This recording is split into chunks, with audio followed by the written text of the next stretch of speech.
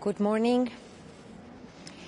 First of all, I'd like to express and share a message of condolences, a message of sympathy and support for all those families that have been affected by the tragic train accident in Spain.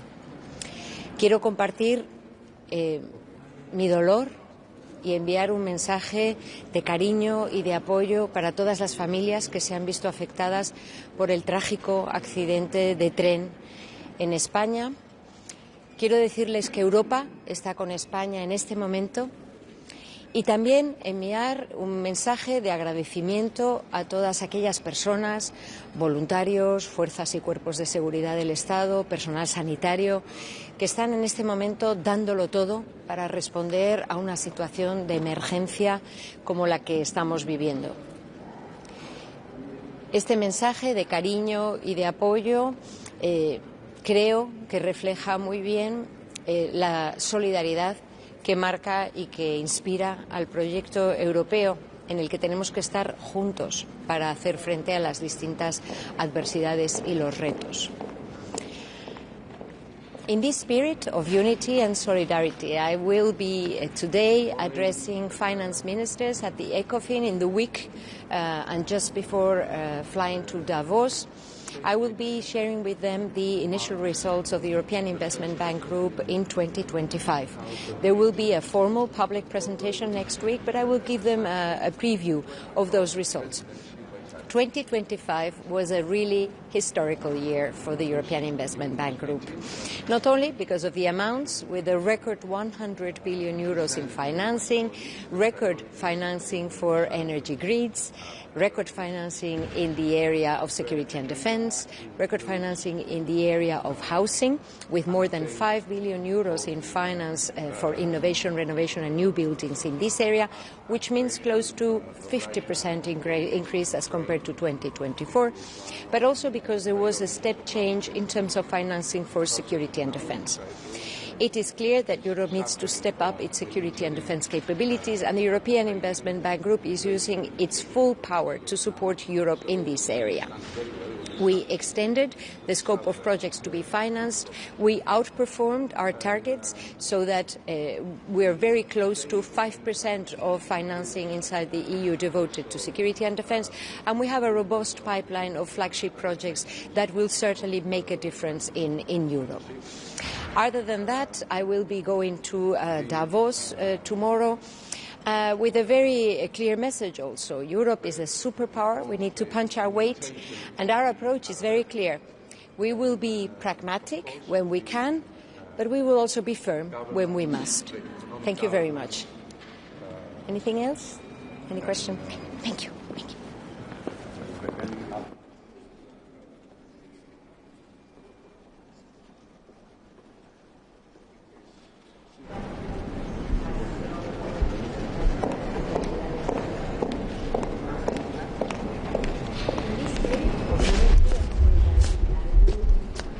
Morning, Kalimera.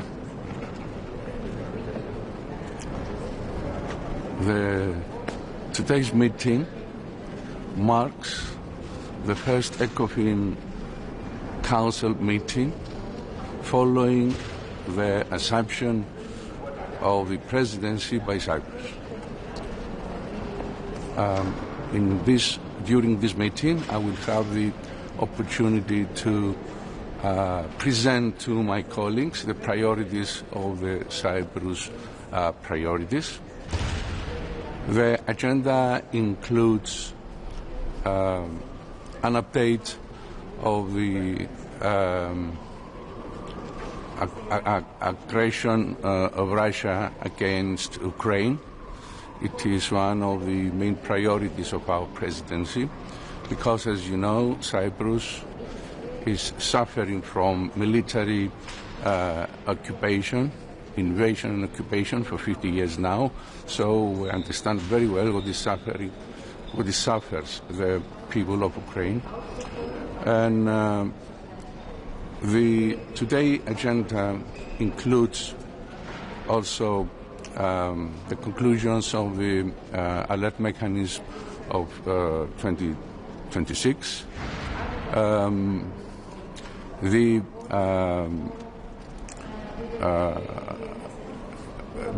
reforms, the implementation of the RRF, and of course the governance, the economic governance, and any other conclusions that may arise. It seems that there is a light agenda, and of course I will have the opportunity after the meeting to give you more details and ask questions. If there is any question that I can answer, I'm at your disposal.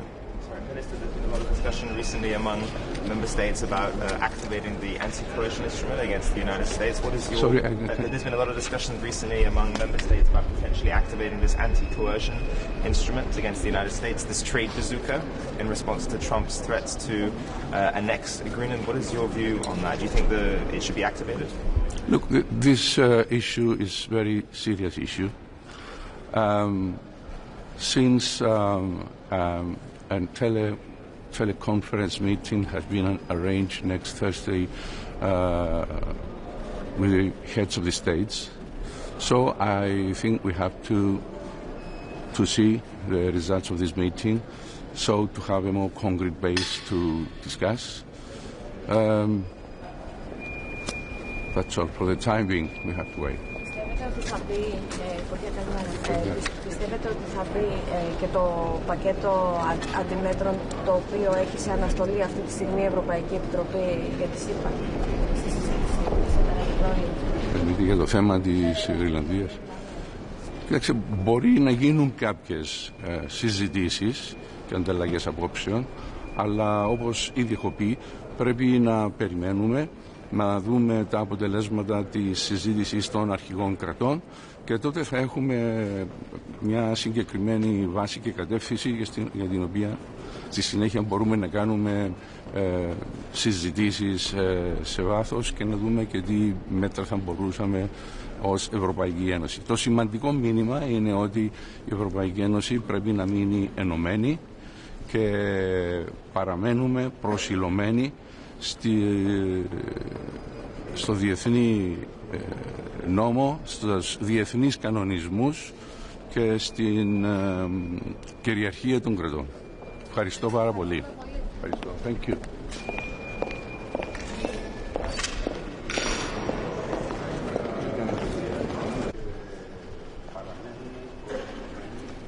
Morning. Ukraine's topic is on today's agenda. It's of great importance since Putin intensifies bombing of Ukraine's infrastructure in the environment of very cold winter, and this bombing drives country to great crisis, great humanitarian crisis. And here today we with the ministers need to find the best solution for financial support, for the way to use the 90 billion loan in the most effective and timely manner to prevent the country running out of funds. From your opinion, is it real to finalize all this proposal and to send first money at the April? Yes, of course. But we don't have another option. Ukraine has to have a funding. The country has to be run. Bureaucracy needs to run. Military machine needs to run. Infrastructure needs to be funded. Not finding a way to finance it is not an option, especially when the funds are allocated and ready to be used. Minister, yesterday before the Eurogroup, you said that activating the anti-coercion instrument is premature. When would it not be premature in your view? I mean, if the tariffs came into effect on February 1st, would you then be okay with potentially activating this instrument or not? I think the response has to be unified, and first of all, other measures should be used before the coercion mechanism. It's like the 92 billion package or something like that, the one that was suspended? Whatever means that are a little bit smaller in scale of coercion mechanism should be used first. Okay. Thank you. Thank you very much.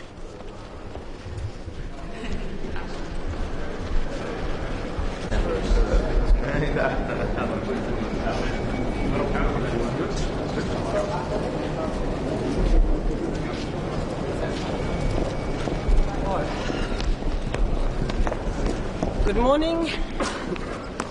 Last night I had a good meal and a meeting with one of my colleagues from one of the strongest allies to US, Denmark. And a day like this, I think it's sad and totally absurd that we have an American president who's blackmailing the rest of us, trying to get a piece of land or buy it through threats. It's a new low, so to speak. My message today will be that let's stand together. Let's put pressure back on US, of course. And this is absolutely, totally we will never back down. So that's my message. And I will try to see that we all stick together in this issue because, as I said, this is a new low. Yes? Innan vi kommer in på en fråga bara om Trumps fredsråd. Som finansminister är du villig att betala $1 miljard för att Sverige ska ta en plats där? Det finns nog många skäl att titta igenom vad det här kommer att vara för råd. Jag har ju också sett listan på de som ska ingå. Vi har fungerande institutioner och några fungerar väldigt väl. IMF och Världsbanken. Sen har vi FN som inte fungerar lika bra men som behöver reformeras. Så att jobba med de institutioner vi har tycker jag i grunden är rätt väg. Om dagens diskussion då om hur ni ska svara på, potentiellt kan svara på tullarna. Jag förstår att det är självklart inga beslut idag, men vad förväntar du dig av diskussionen? Hur tänker du dig själv att EU kan svara?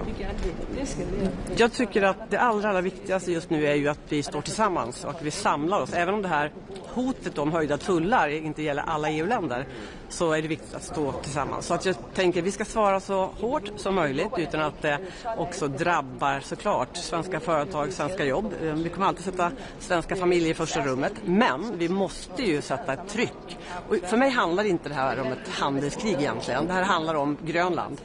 Det handlar om att USAs president vill ha Grönland. Och sen använder han då tullar som ett hot, eller högre tullar som ett hot för att få det. Det är en absurd situation. Det är svårt att uttrycka sig på något annat sätt. Och det är verkligen inte ledarskap.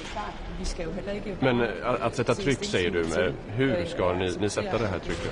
Det är precis det som diskuteras för fullt just nu. Nu är det ganska nytt det här beskedet som Trump har gett. Men att vi ska svara och att vi ska svara på ett precis och starkt sätt är uppenbart. Det finns ju många olika verktyg i verktygslådan när det gäller handelspolitik. Apropå verktyg då, den så kallade bazookan.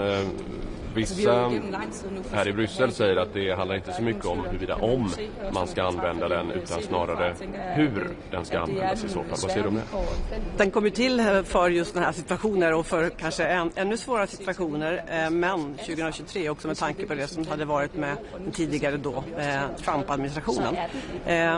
Jag tänker att man ska fatta beslut som påverkar den amerikanska ekonomin hårt. Det är det vi ska lägga krut på. Men den här så kallade bazookan, den går ju att använda, men vad som ska användas i den, för det är också egentligen en ram med många olika verktyg. Och då får vi komma överens om vilka verktyg som ska kunna användas. Men du är ändå öppen för att använda den om det skulle behövas? Jag tycker inte att man ska utesluta det. Vi har ju det verktyget för att kunna använda. Men den är alltid laddad. Men man ska använda den bara när den krävs. Jag hoppas inte att vi ska behöva göra det nu. Det är just därför jag är riktigt glad. Är det några områden som du inte vill ska vara ett EUs svar som skulle kunna skada just svensk ekonomi? Jag tänker, är det några särskilda tullar till exempel på vissa varor? Redan nu drabbas vi har ju tullar också, det ska man komma ihåg. Vi har tullar och flera svenska företag drabbas rätt hårt av dem, även om svensk ekonomi står väldigt stark. Och det är självklart att om de företagen får ytterligare tullar så kommer det ju bli väldigt tufft. Det är ju inte uttal om det. Däremot så ska man komma ihåg ändå att svensk ekonomi står stabilt, den är Trump-säkrad och vi kan också stötta både företag och familjer om det krävs. Jag tycker snarare tvärtom. Är det några tullar som EU inte borde svara med gentemot USA för att det skulle kunna drabba svenska företag? Alltså med import från USA? Det är det vi ser över nu. Både vi men alla medlemsländer. Vi gör en ganska noggrann genomgång nu hur våra länder skulle påverkas, och särskilt då våra som är utsatta för detta. Men jag har inget specifikt verktyg som jag tycker är bättre eller sämre, utan det är ju helheten och framförallt att vi står enade. Känner ni en stor enighet mellan EU-länderna kring det här? Jag känner en stor enighet bland mina kollegor, verkligen, mina finansministerkollegor, och det här är ju en låg nivå så att säga från den amerikanska presidenten.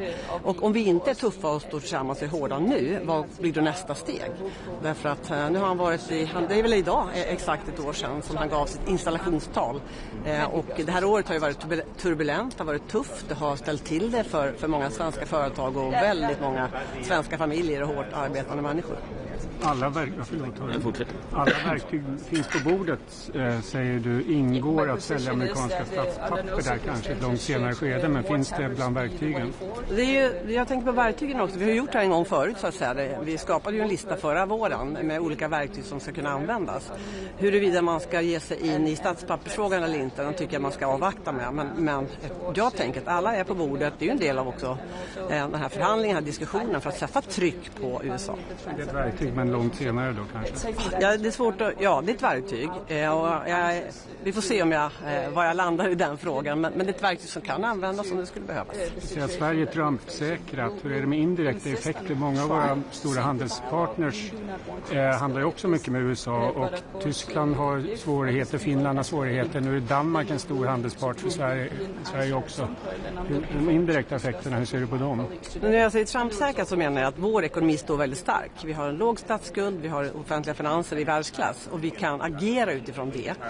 Och vi gör ju också den här budgeten som just nu har börjat gälla, och den är ju en otrolig injektion i både hushållens som plånböcker men också ekonomin som helhet. Så klart, det är ju sätter fart på det hela. Sen nu får du ta tillbaka frågan. Förlåt mig. Ja, indirekta effekter. Tack. Jag tror att det finns indirekta effekter också genom andra länder, så typ Tyskland. Men jag säger ändå som jag sa ungefär för ett år sedan, tullar, det är inte vårt största problem som land eller som ekonomi. Det är dåligt och det är skadligt och drabbar företag. Men vi har så mycket annat att ta tag i Europa med produktivitetsförbättringar och så vidare. Och det som händer nu, när jag ser på den här situationen med Grönland som jag tycker är så otroligt absurd, det är väldigt lite handelspolitik för mig. Det är någonting helt annat. Det här är ju makt. Här visar presidenten försöker visa makt och styrka. Han vill ha Grönland. Så använder man just tullar som verktyg. Det kunde vara någonting annat nästa gång. Så det här är ju inte ett handelskrig i den bemärkelsen, med mitt perspektiv. Du säger att vi har utrymmen. Ja. Utrymme att... Fler än du här. Ja, jag har många frågor. Jag skojar. Nej, men alltså att vi har resurser att sätta in om det skulle behövas. På vilka områden? För det blir förtroende som skadas i sådana fall. Hur får man upp förtroendet om sådana... Men ta bara det som hände för ett år sedan. Vi hade sett en återhämtning. Vi såg den i svensk ekonomi på slutet av 2024. Trump kliver in på banan och sätter igång det här tullkriget. Det påverkade inhemska efterfrågan. Då har vi i år en väldigt expansiv budget som kan stärka hushållen, att man vågar konsumera, vågar tänka framåt. Och det är ju egentligen samma sak här. Budgeten för i år är ju inriktad och fokuserad utifrån ett sånt här läge att det är tufft i omvärlden. Och vi kommer inte få draghjälp från omvärlden, kanske tvärtom. Och det är därför budgeten helt enkelt är sammansatt som den är. Och det finns ju... Nej, men det beror på vad som händer och vilka behov som finns. Man måste ju veta vad som krävs där och då. Nu är det ju så att vi är inne i en lågkonjunktur som måste brytas. Lågkonjunkturen beror på låg inhemsk efterfrågan. Och det bryter vi med den här budgeten. Plus att vi stärker människors möjligheter såklart. Nu håller jag tyst. Vi ser hur Trump hela tiden kommer med nya utspel och flyttar fram sina positioner. Tycker du att EU borde ha agerat lite starkare tidigare? Det är väl... Det är självklart så att vi är 27 länder och det finns olika relationer med USA från början. Men jag tror väldigt starkt på att nu hålla ihop så mycket som det bara går. Därför att EU är ju en stark marknad, om inte annat, med fler konsumenter än den amerikanska ekonomin. Det kan också säga, om vi står tillsammans så kan vi också sätta ett hårdare tryck. Men det är helt uppenbart tycker jag nu i den här frågan med Grönland att det kommer krävas, och vi måste våga tänka en del andra verktyg och vi måste definitivt stå tillsammans för att vi vet inte vad som händer i nästa omgång så att säga, om det händer mer saker. Behöver EU bli tuffare mot USA? Jag tycker nog att vi har varit hyfsat tuffa, men vi måste också visa både i ord och i handling ett mottryck som känns. Hur tror du att det här får effekt på Ukraina-frågan och minskat fokus på den? Ja, det är jag orolig för. Och det är också en av de saker jag tänker säga idag. Därför att just nu så fokuserar vi alla. Det är som när 5-åringar spelar fotboll. Jag har 3 grabbar som spelar fotboll. Man springer på samma boll. Nu jämför jag ju såklart inte mig och andra kollegor med fotbolls-5-åringar. Men ibland är det så att vi liksom, det här kommer skymma sikten för det som är också annat som är viktigt. Till exempel då Ukraina-frågan. Och idag ska vi fatta beslut om det här lånet. Så att man måste kunna hålla många bollar i huvudet samtidigt och spela på hela planen samtidigt när man ska vinna matchen. Så att säga. Ett ord om RRF också. Ett ord? Ja, eller 3 eller 5. Så jag säger så här, äntligen. Om du då följer på med några ord. Nej, du sa ett ord. Ja, det var intressant. Det fick du. Nej, men vad innebär det? Men att nu är godtjänsten och i hamn och det är väldigt bra. In terms of Ukraine, is it possible to adopt all decisions till the April to disburse this money in April? And the start of the second quarter. I'm sorry, I don't know exactly the date, but I'm happy that we take the decision now, that we are finally agreed on that, and it's good that we can send money to Ukraine because I know my very good friend Sergei Marchenko is having a toughest. I think my job can be tough, but being a Minister of Finance in Ukraine is definitely a very tough job right now. So it's good that we now send the money which Ukraine needs, and I don't know exactly the date. So we can give it to you. Yeah. Thank you. Ha det bra hörni. Tack så mycket.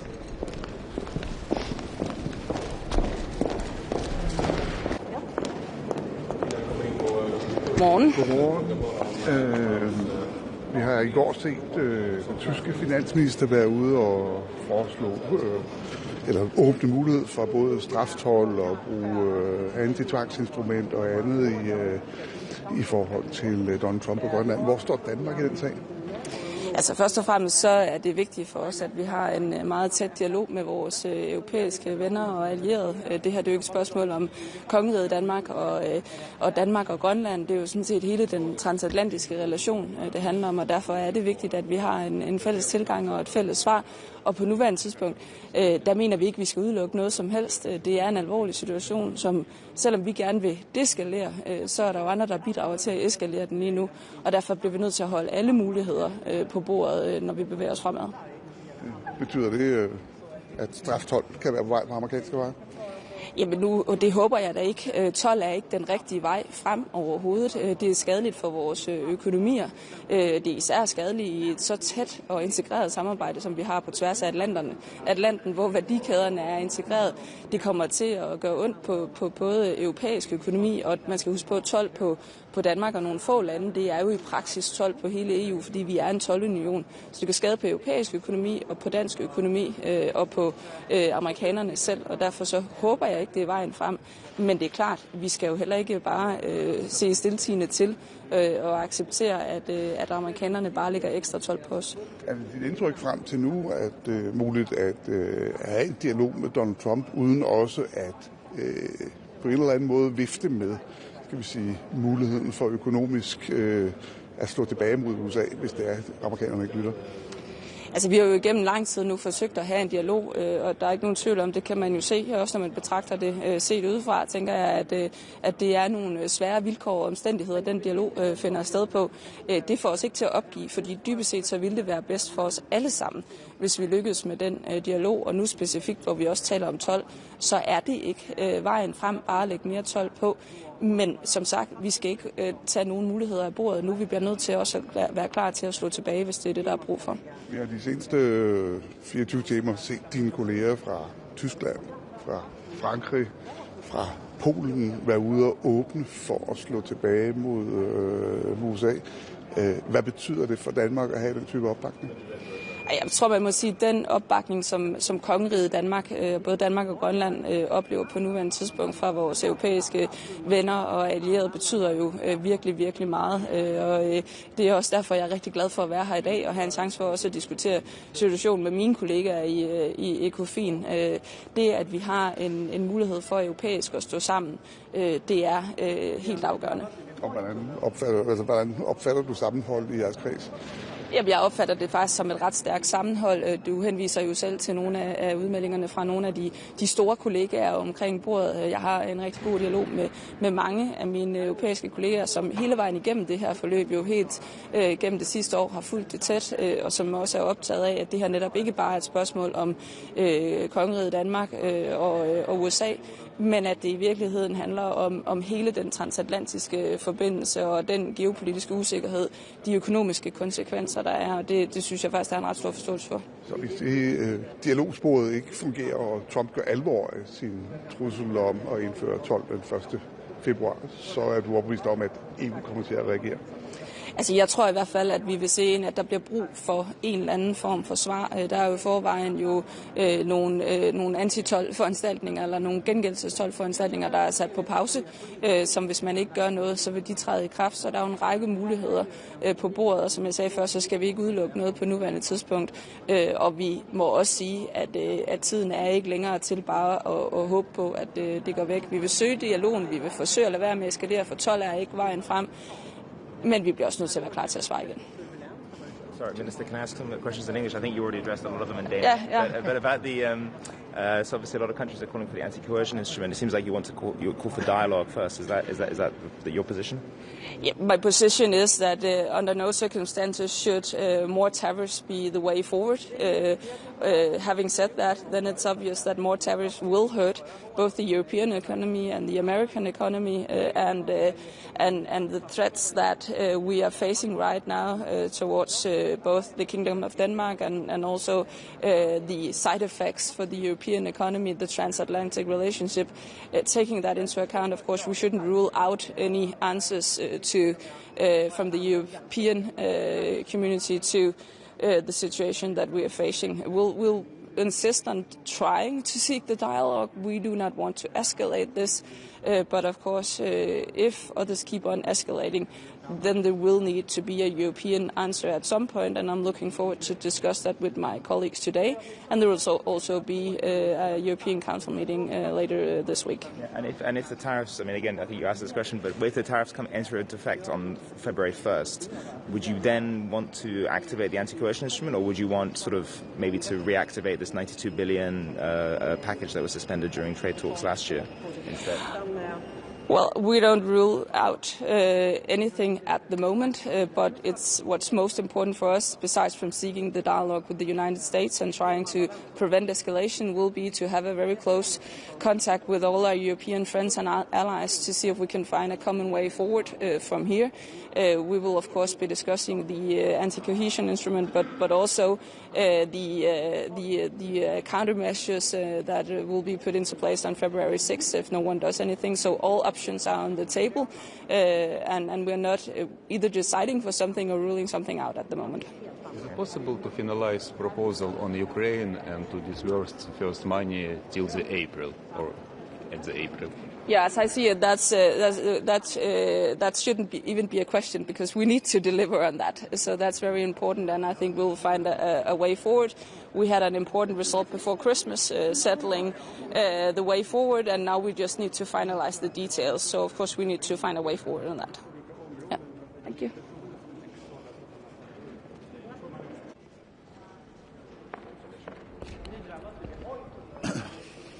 So, good morning. Looking forward for today's Ecofin meeting. We have a busy agenda ahead of us. Well, first of all, Cyprus Presidency will present its presidency work program, which I would say is broadly aligned also with European Commission priorities. So we look forward for a good cooperation with the presidency. Also, we'll continue to discuss economic impact of Russia's war of aggression against Ukraine. And under this point, I will also present a new European Commission's proposal for Ukraine loan support, amounting to 90 billion euros for this year and next. Also will continue the work on recovery and resilience facility, adopting several revised recovery and resilience plans, because indeed the August this year deadline is looming, so it's important to finalize the revision of the plans and focus fully on implementation. And also today Council is expected to decide on excessive deficit procedure for Finland and set a new corrective path. Thank you. Finland influence the speed of adoption support for Ukraine, and are you still sure that it's possible to adopt till April? Well, what we are aiming with this Ukraine loan support, we are hoping for a swift legislative process. That's obviously in the hands of co-legislators. That legislative process is concluded by early March, and that would allow us to start disbursements already as of April, as we had been planning. And in parallel, we are also working with Ukraine authorities to prepare all necessary documents also from Ukrainian side. Ukrainian plan something? Indeed, because the funding will be allocated on a basis of annual plan, and this needs to be prepared with Ukrainian authorities. Thank you.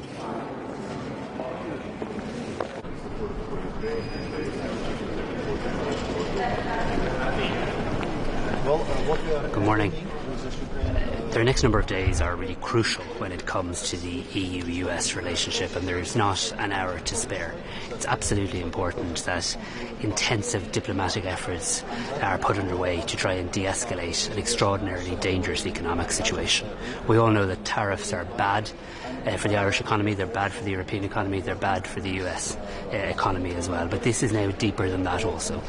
This has the potential to cause a spiral of destabilising actions that could have dire consequences. So cool heads must prevail, and there is not a moment to lose, and the next number of days will be crucial as Europe works to try and stabilise this situation and find a way forward, because we are always stronger, the EU and the US, when we cooperate, when we collaborate. We also can't lose sight of Ukraine at this time also.